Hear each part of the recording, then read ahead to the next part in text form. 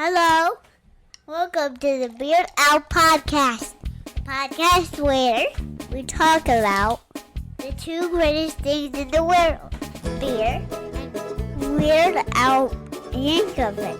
My Aunt Lala and my dad are the hosts of the show.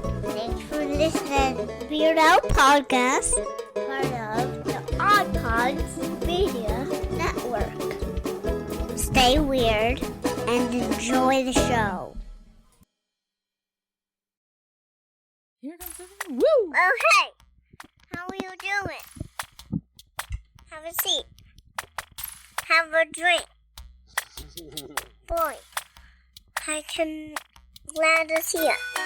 What can you say? Where's Lala?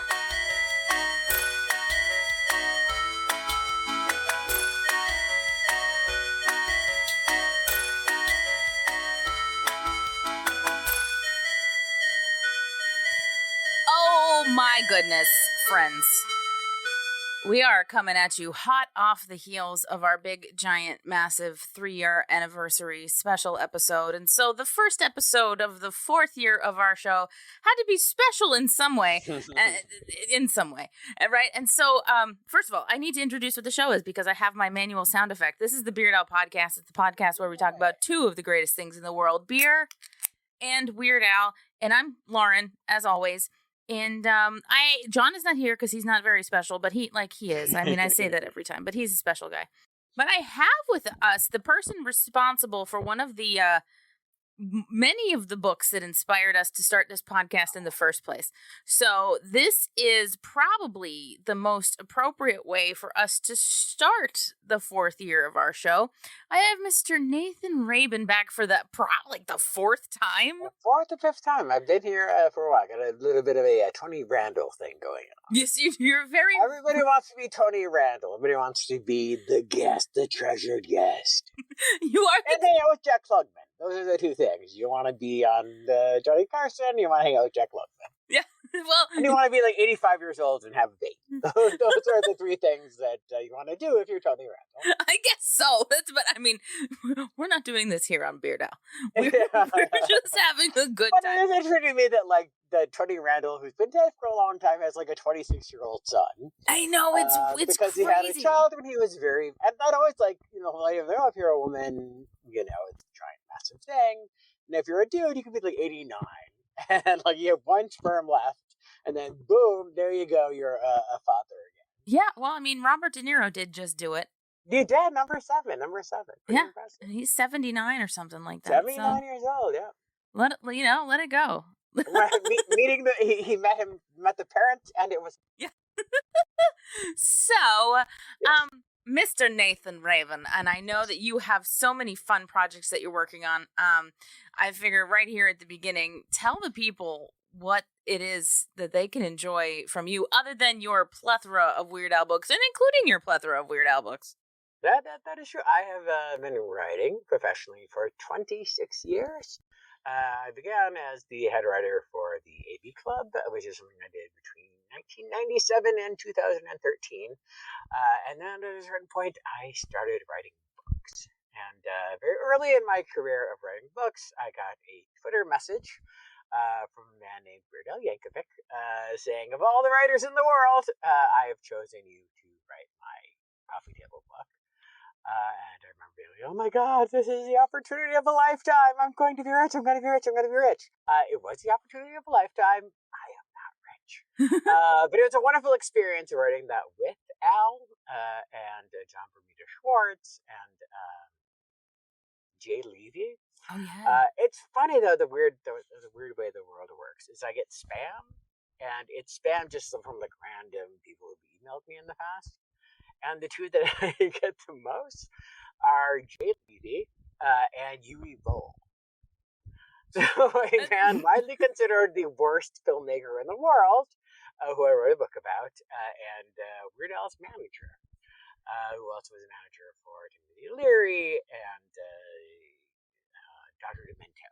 Yeah. So it's just very weird that those are the two that I keep getting. And again, it's spam. So it's like, oh, I saw this link of blah, blah, blah. And so it's just just kind of a weird thing there. But I was able to. I spent a very memorable afternoon in New York at the Sony building, looking for Weird Al stuff. That was Jay Levy. So I did that. I wrote that book, Weird Al the Book, and then when I started my own website in 2017, I thought, what can I do that will recycle the most popular thing that I've ever done?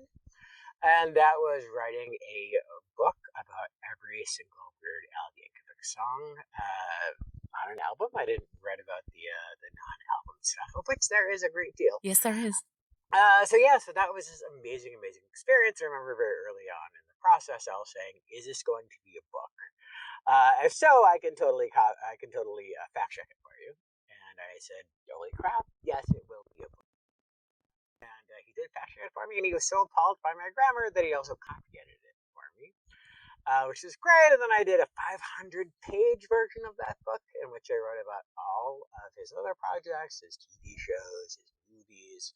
And then that somehow still wasn't enough, so I wrote a third version of my book about Weird Al Yankovic that is 516 pages and now includes Weird Al Yankovic story. Well, I mean, in fairness, he came out with a whole other movie between when He you put did. So, I mean, you had more to write about. Well, and I feel like that also, that's a major work. Yeah. You know, I feel like that's right up there with UHF, right up there with Dare to Be Stupid. It's, it's amazing. I'm very emotionally invested in Weird Al Yankovic's career, as are you.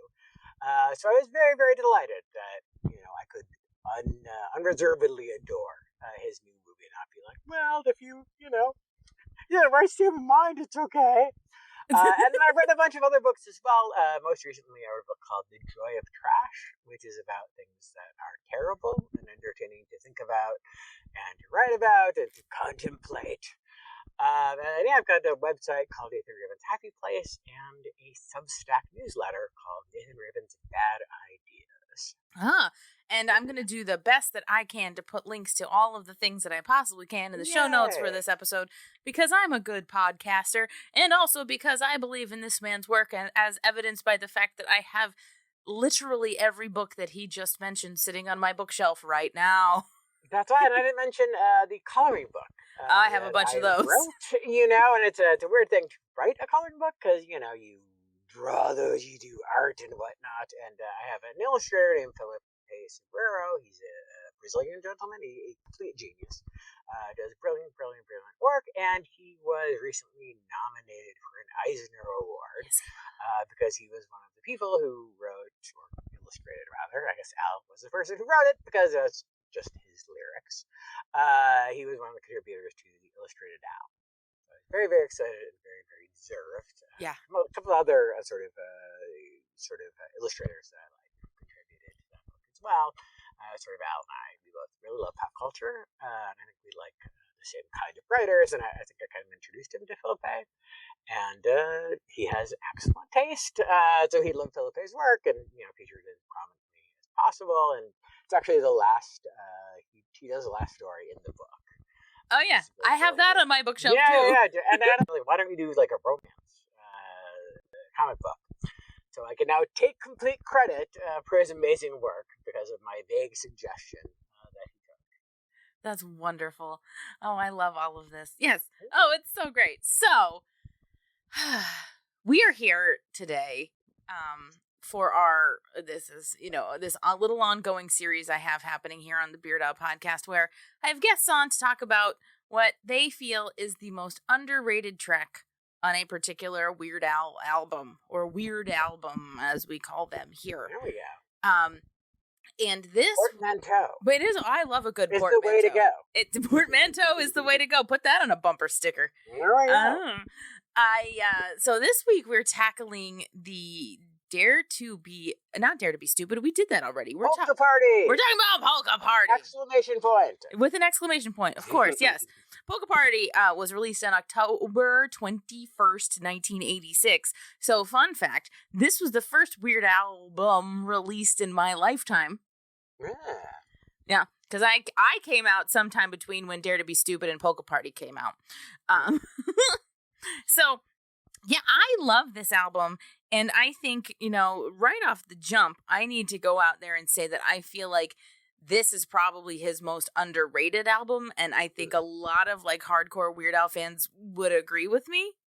Oh yeah. Well, I mean, another thing that I've done in my career is I've been writing a column for the last 16 years called My World of Flops, and it's about sort of famous, damn you dentures. It's about famous disasters, things that did not go well, things that were epic flops. And yeah, I've been doing that for 16 years. I introduced the phrase Manic Pixie Dream Girl. Yes, you in the did. First entry. And I feel like this and then the soundtrack from UHF would be the closest to belonging in My World of Flops. Because I feel like this definitely was a flop. He had, the debut did really well, very overachieving, very funny, very, expected a lot. And then in 3D, I think it's probably his best album. Certainly one of his most iconic. Dare to Be Stupid, I think is as in 3D, or maybe a little bit less. And then he had this flop. He had an album that did not sell well. He didn't have any hits. God, I remember an intense relationship with all of Weird Al, but particularly to this album and to this song. Because I remember when I was 8 or 9 years old, I went and I saw Rocky IV in the movie theater, and I remember very, very vividly, the big production number where he's dancing, and it's just so cool. It's such a great win. America is great, and then he literally is murdered by Ivan Drago. In the next scene, and I remember weeping uncontrollably, like going out into the lobby to like handle my feelings because I was so sad that a supporting character and a cheesy Rocky sequel died. And then my father actually had 2 hernia operations when I was a child, including This Is My Dad's Life. He got a hernia while he was on honeymoon. One of his many failed marriages. So the song "Living with a Hernia," that definitely is up there. I feel like that's one of his most underrated parodies, definitely. Yeah, for sure. And I also just love the glorious, cerebral insanity of a pop song, a single, a really fun song that has a rundown of the different kinds of hernias you can get. Oh yeah, I mean it's absolutely brilliant. It's absolutely brilliant, and not to show my hand too much, but we're going to talk about that song later. Alrighty, will that be epigastric or direct? Yeah, exactly. So just so the people have an understanding of what we're dealing with here today, Polka Party opens up with the aforementioned "Living with a Hernia," which is a parody of "Living in America" by James Brown, and then it goes on to "Dog Eat Dog," which is a beautiful style parody of the Talking Heads.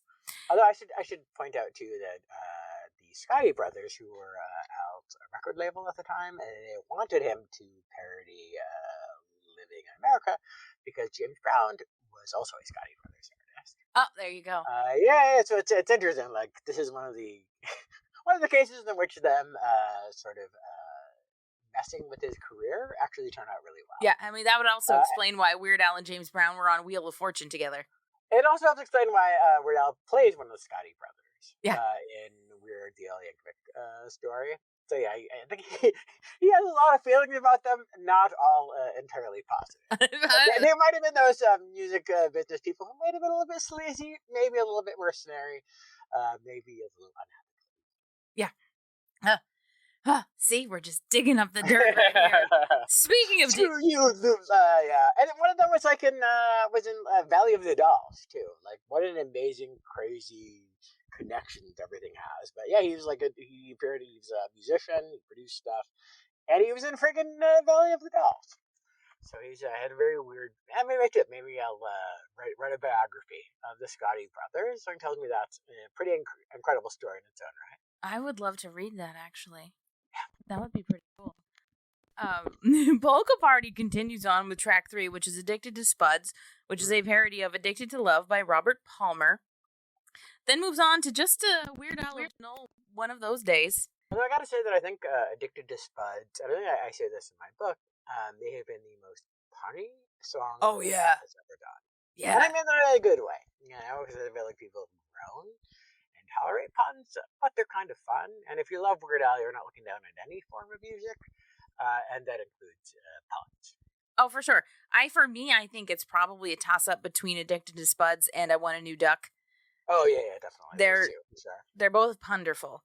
Wonderful. That is true. It's my little portmanteau again. Then we go into, after one of those days, Polka Party, which is the polka medley, which is almost, necessary on a Weird Al album, unless you're talking about the one that came out right after this, right? Well, that's the only time that the polka has been the title song from a track. It is true. That is very true. And it's Polka Party, exclamation point. That's true. I think I pointed out that on Polka Party, exclamation point, there is one polka and one country song. So it would be equally honest and appropriate to say that, call this, Country Al. Yeah. Country album, Country Party. It's wonderful. Al and Western. Oh. So many different titles you could have for that. It's could have been so many things. Side 2 of Polka Party opens up with Here's Johnny, which is a parody of Who's Johnny by El DeBarge. Have you seen the video for? Oh, I sure have. Oh my god, it's so surreal. It's so weird. We did an episode about this song back in January for my brother John's birthday. Yeah. And we were both like, we got lost in the loophole of El DeBarge and DeBarge, and the fact that this is from a movie soundtrack starring, a movie starring Ali Sheedy that nobody ever saw. And it was a big hit. Was it? To the point that there was a sequel. Really? Yeah. Do you remember Fisher Stevens and his wonderful performance as an Indian gentleman? And what they did to do this was they darkened his skin using brown makeup. And this was 1985. Yeah. So it'd be 28 years ago or so. Oh, no, 38 because... Yeah. Apologize profusely for doing brown face. And also won Academy Awards. So he's had quite the journey since Short Circuit thing. And I think, Ali Sheedy's in it for a very short amount of time. And it's Steve Gutenberg. Or is that like some weird thing? I have no idea. I've honestly, I have never seen it. I've watched the video, you know what I mean? Because, again, if that movie came out in 1985, so did I, right? And so, it's I would have had to, Well, you also wouldn't have much of a frame of reference for Adam McMahon, would you? Yes and no. Yeah. I was very familiar with the Publishers Clearinghouse commercials. So, I knew who he was. Which, incidentally, he was not involved in. That's what everybody keeps telling me, but why do I remember this? Because it's a Mandela effect thing. Where everybody remembers him doing that, when in fact he did something like it, but that was less popular and less well known. So I think in our public mind, we said he did some sort of Publishers Clearinghouse type thing, and that sort of led to us all thinking that he actually did Publishers Clearinghouse, and that he, uttered the immortal phrase, you may already be a winner. When I think he did something else entirely. Very weird. I don't trust anything I know now. Everything I know is wrong. This is too much. It's entirely too much. Polka Party then trucks on into another Weird Al Yankovic original, Don't Wear Those Shoes. Great. Fantastic. That's the word I would use to describe that. Yes. Oh my god, it is. And then we get the parody of Ruthless People by Mick Jagger, Toothless People, which John and I recently did an episode on.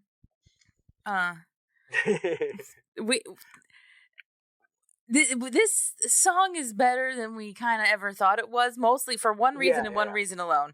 It's the hey, the way he hits that Mick Jagger hey is one of the most beautiful things I think he's ever put down on tape. And I've kind of gone through some feelings and gone on an arc with this, where originally I thought okay, this is maybe his worst song or this is worst parody.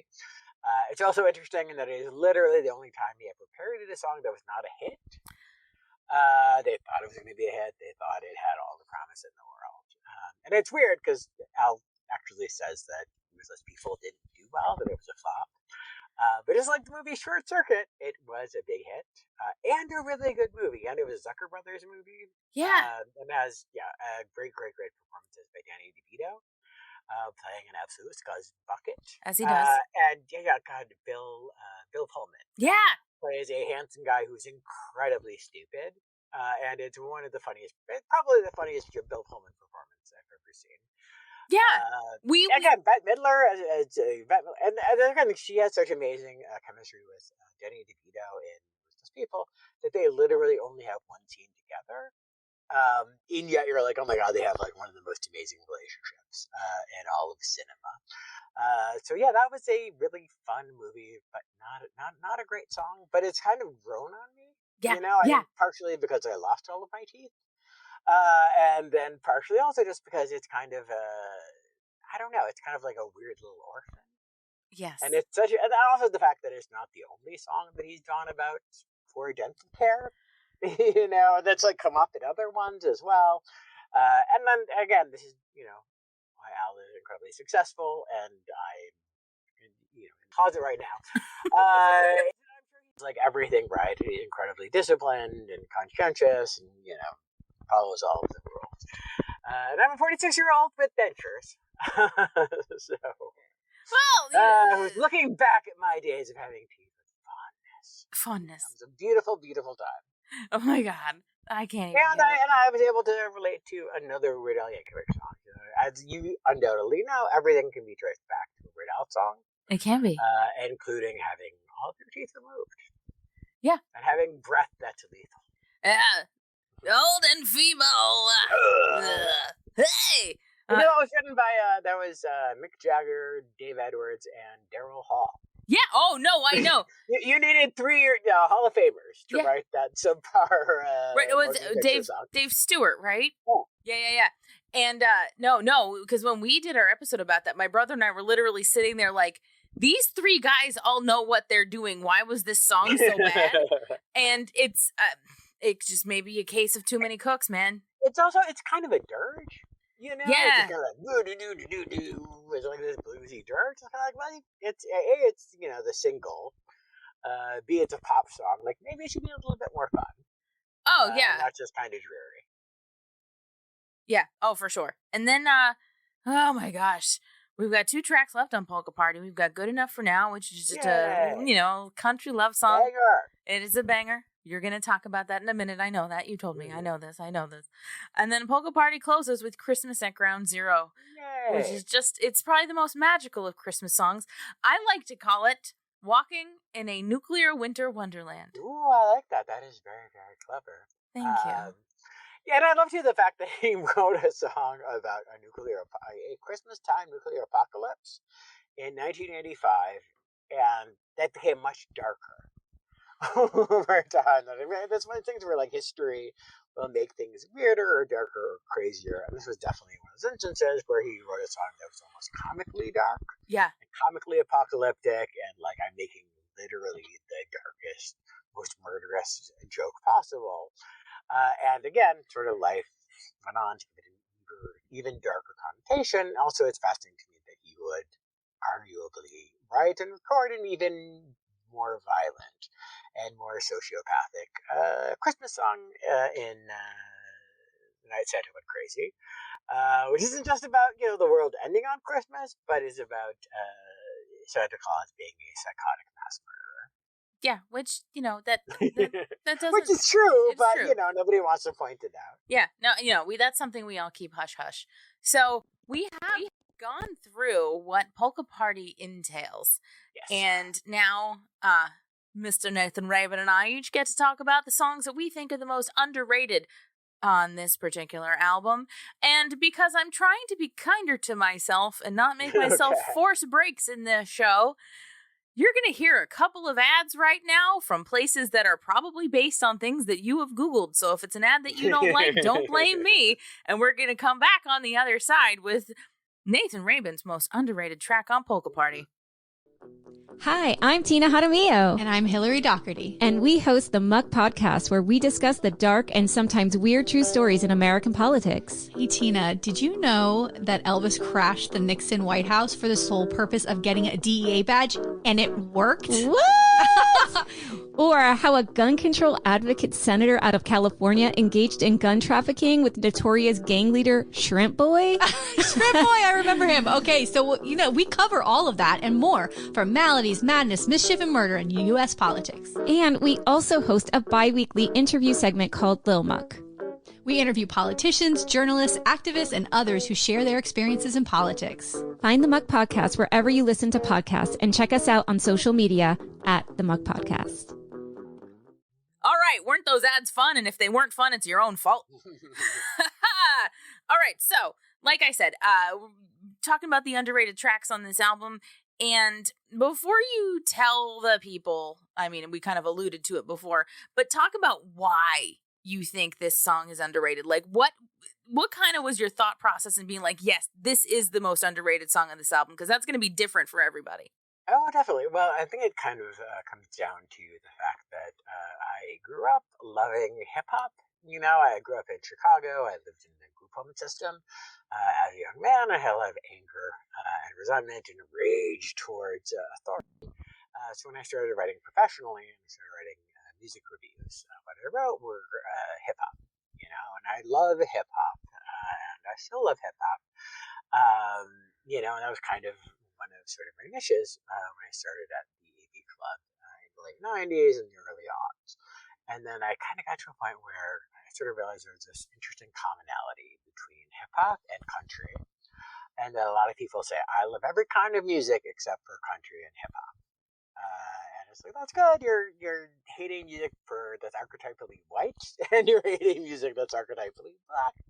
And again, hip hop is maybe my favorite form of music. And I think it was Gary. Oh my God, I'm totally blanking on one of my favorite country artists' name right now. He wrote up Waylon Jennings' hit song, Billy Joe Shaver. Billy Joe Shaver, who you might know, perhaps best as he covered the Squidbillies theme song. You know who else covered the Squidbillies theme song? Weird Al Yankovic. A lot of people have done that. And I remember, God, it was Georgia on a Fast Train, which is ironic because I now live in Georgia.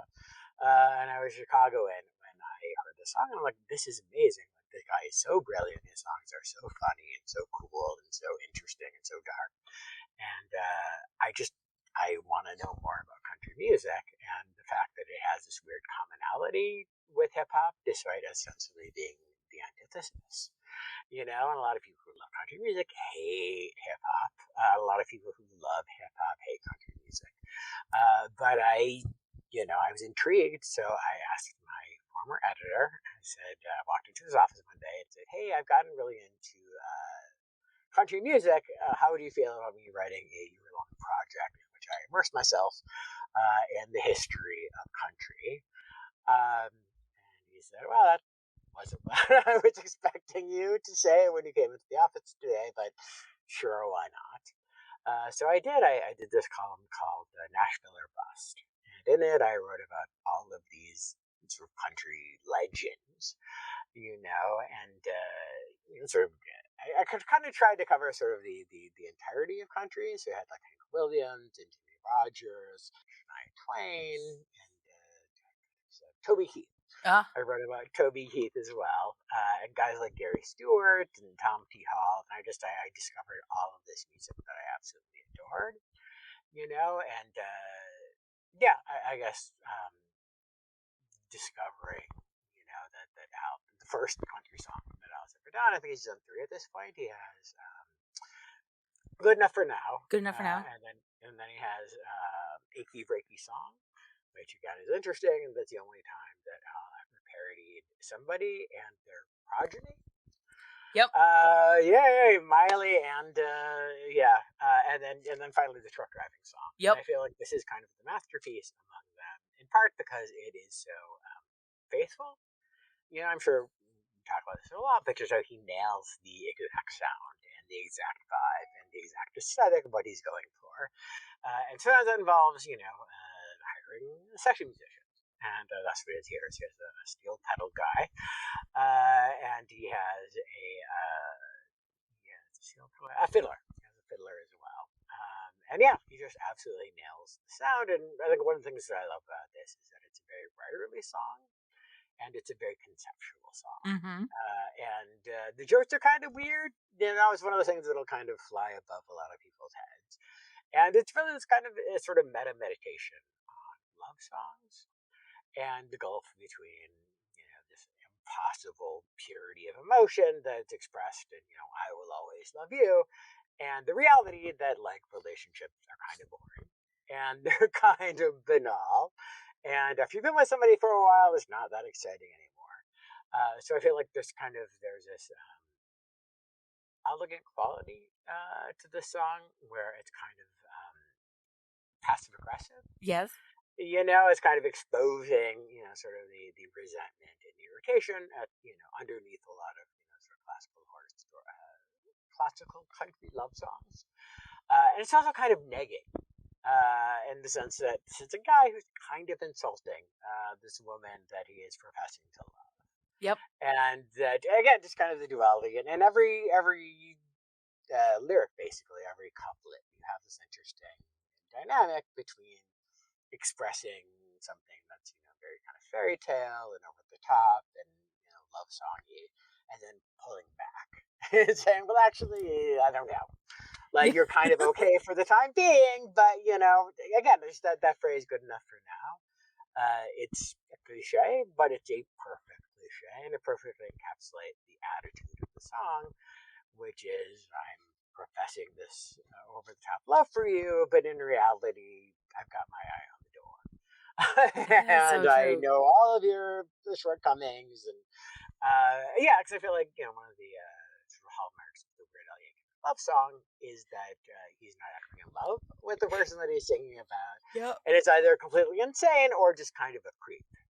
And in this instance, he's not insane. If anything, he's like too reasonable and too sane. So we're like, he can't even say these nice things that his partner would want to hear.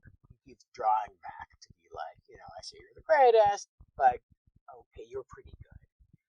So I think that's album 2 is I love that it's such a classic country song that it nails the sound and the vibe and the aesthetic of classic country. And it's kind of like foil in that respect. Or just from a craftsmanship perspective, from like an artisanship perspective, like I just respect that a lot of it.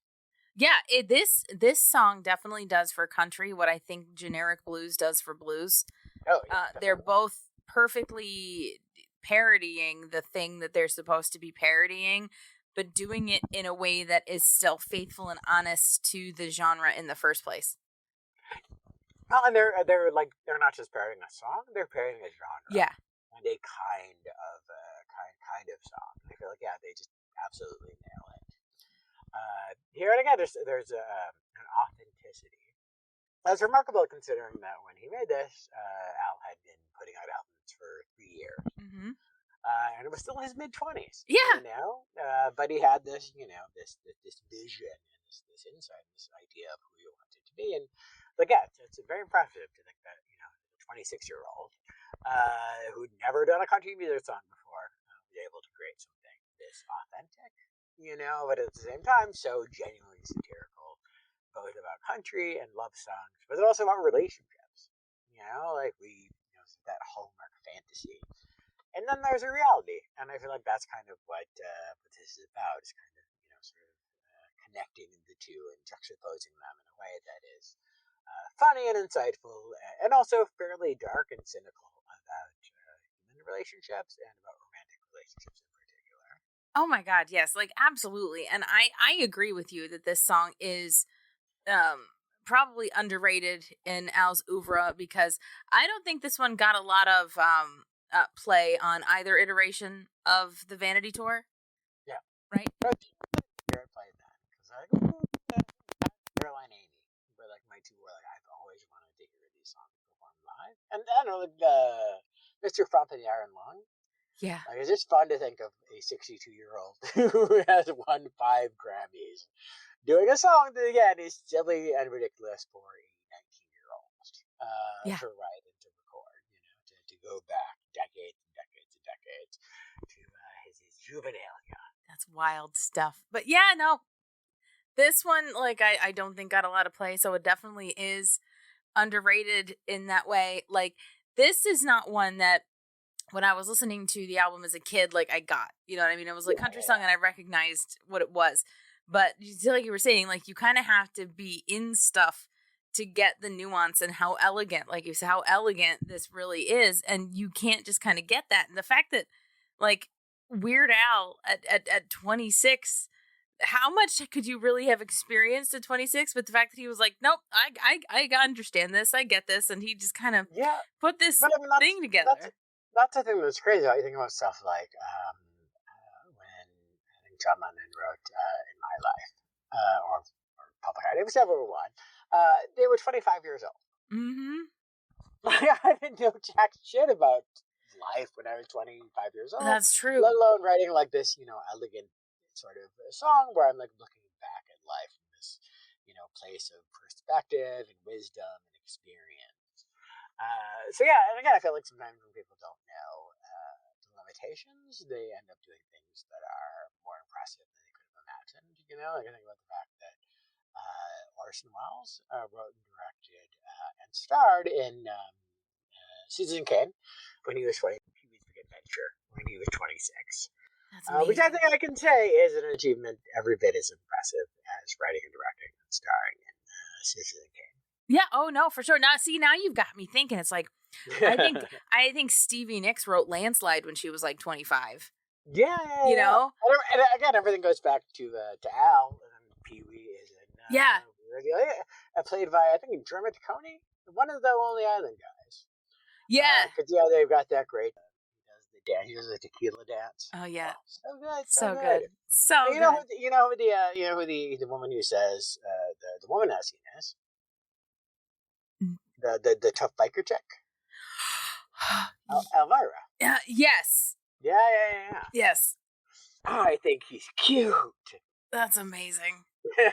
That's amazing. No, that movie is great. Let's talk about how great Pee-wee's Big Adventure is. Yeah, well, no, first of all, I mean, I have done podcast episodes, not on this show, but on other shows about how great Pee-wee's Big Adventure is. And his only screenplay credit, and it's like one of the best comedies of all time. Like, very, very impressive. Yeah. You gotta love it. So, yes, I don't disagree with your pick as the track, good enough for now being one of the most underrated tracks on Polka Party. And I'm going to talk about mine a little bit here now because I had a hard time with this, because thus far, now we're not too deep into us getting into these albums like this. I've only done 2 so far, but each time I've come with a Weird Al I've come to the table with a Weird Al original. And, when I look at Polka Party, I find myself getting very upset that Living with a Hernia isn't right up there with all of the great Weird Al parodies as far as people are concerned. Because would you say that you feel bad about it? I feel bad about it. I do. I feel bad. And that's the thing. This song is perfect from beginning to end. It is if somebody were to ask me, what do you think is one of the most perfect Weird Al parodies? This would be one of the ones, because it starts with the count me out, because, Living in America, count me in. And this is count me out because I've got a hernia. And at the end, it's not I feel good. It's I feel bad. And like from start to finish, it opens with a joke and it ends with a joke. And it's packed full of jokes in the middle. And the video is one of the most perfect things that I think he's ever done. The dancing is impeccable. It's so funny. There are so many sight gags in it. Yeah. And there's so much stuff that now that he's put out higher resolution versions of all of his videos on YouTube. I just watched most of them the other day because of course I did.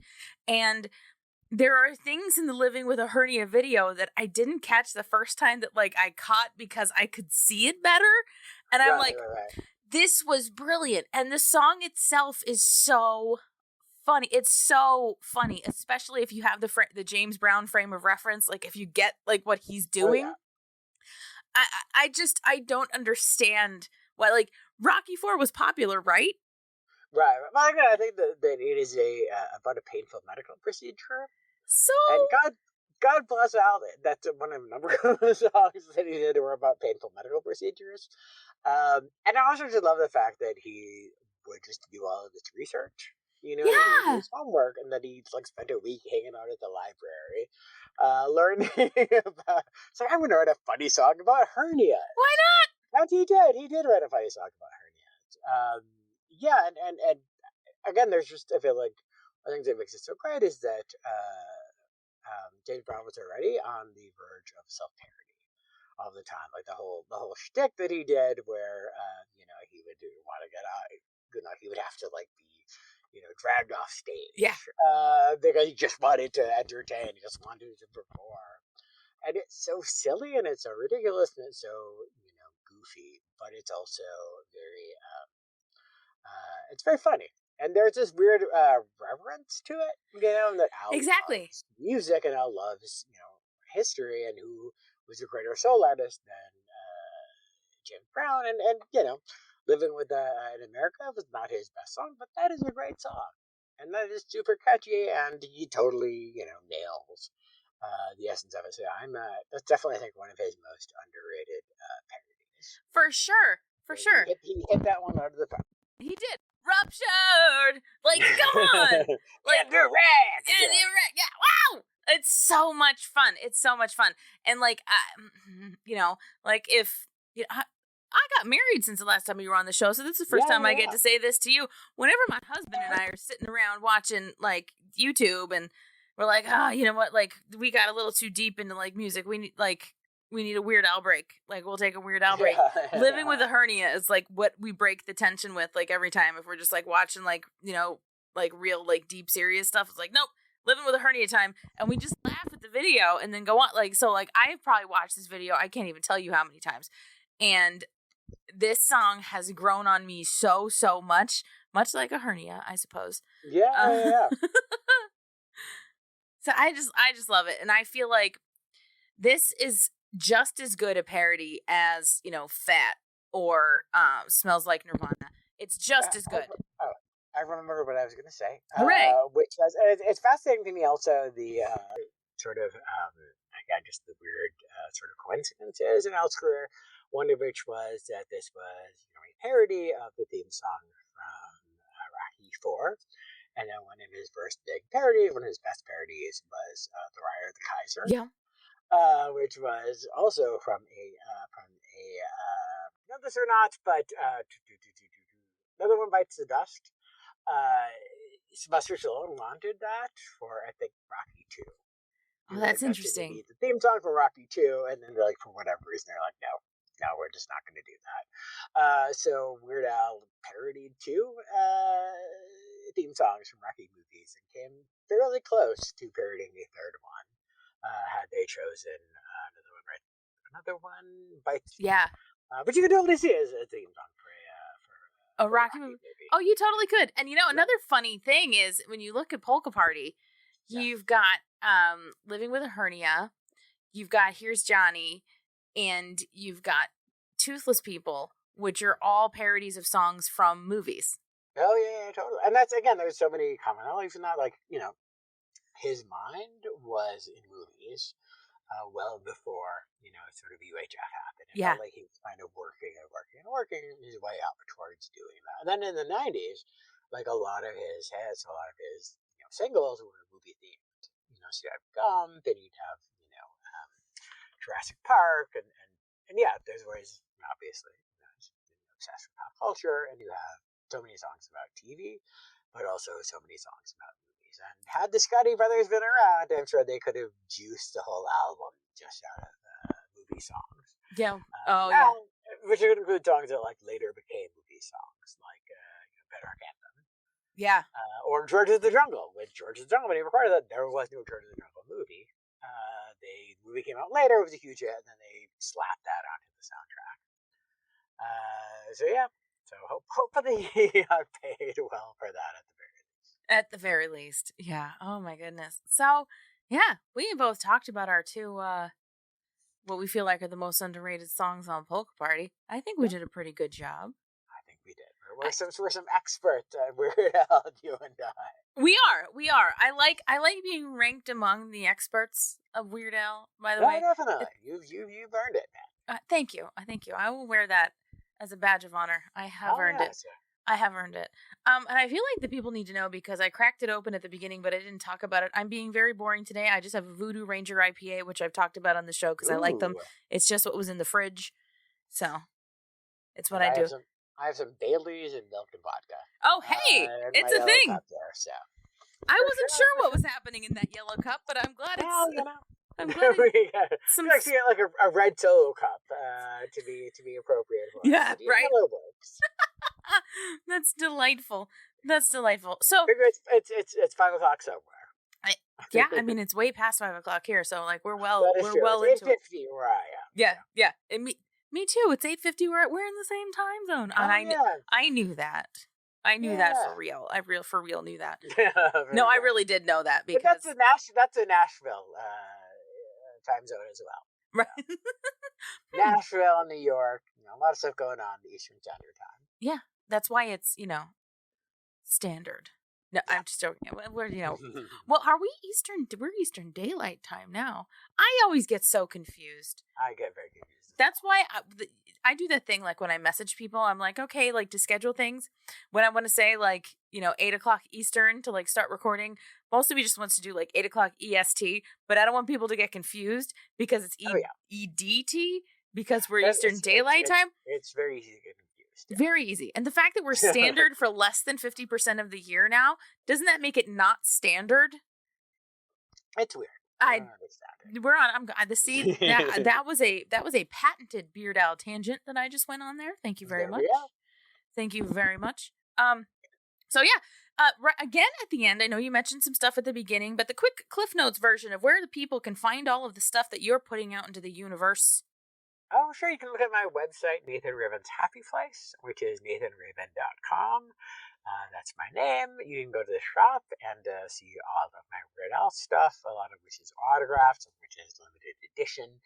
I've written a whole bunch. I've written, like I said, the coloring book, which is very, very good. And there's also Philippe, who's, again, he makes his living as a colorist. So I thought, you got to do a colored version of the Weird Al Yankovic.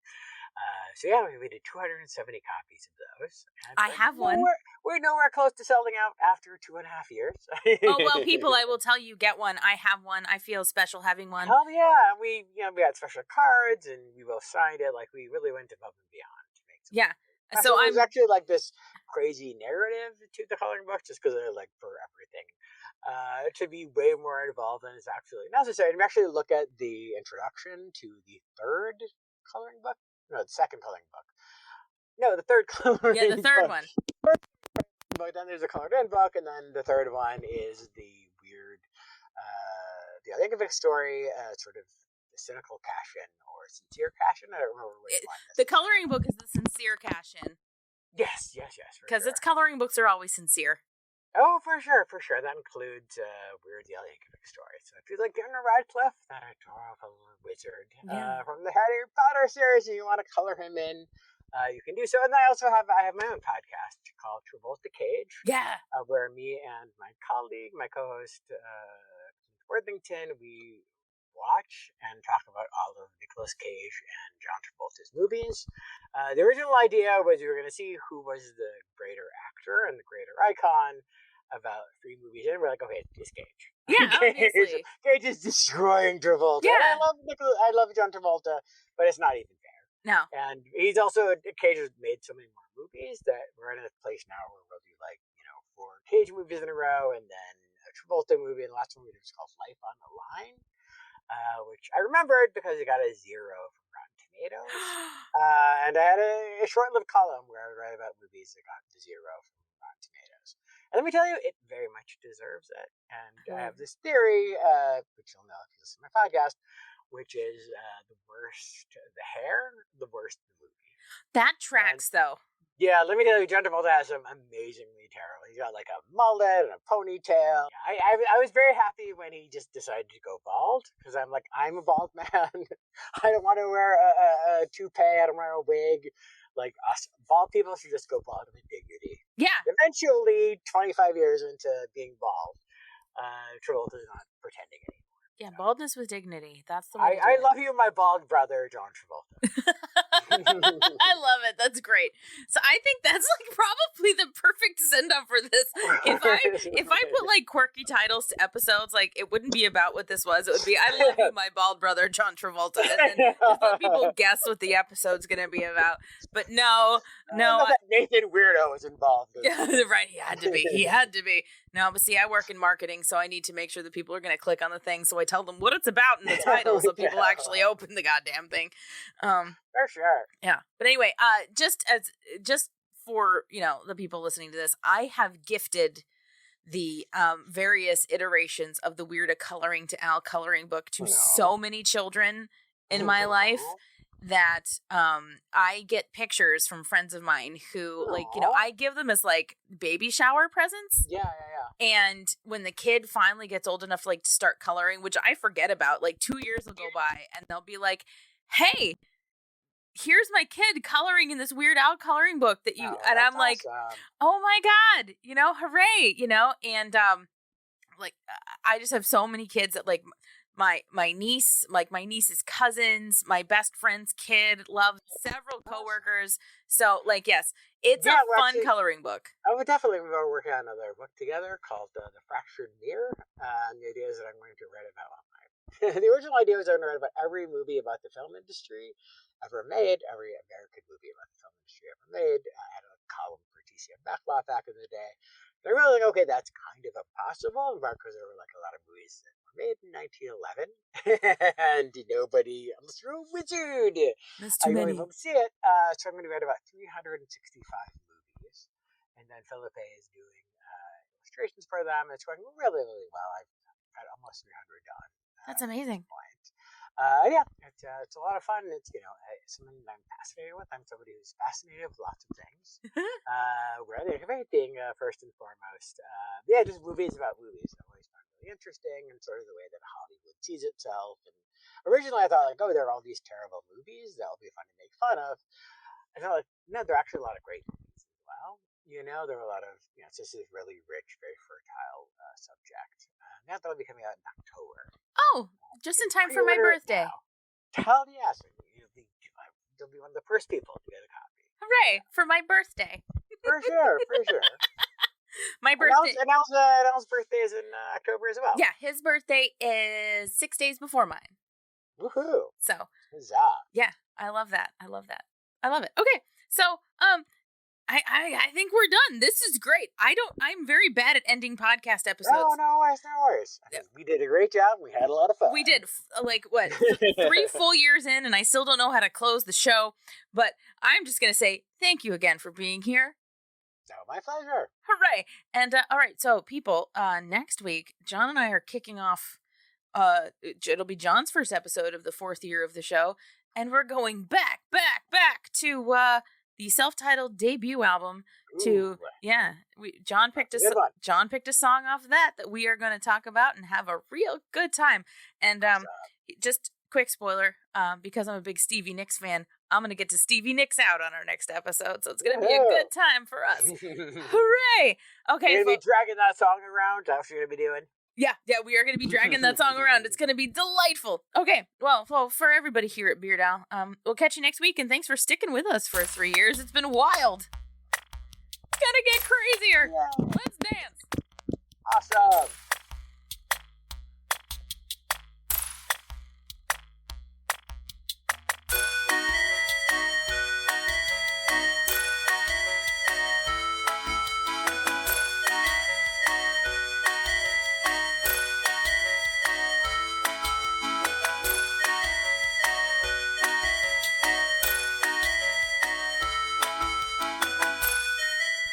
Sorry, we got a 1.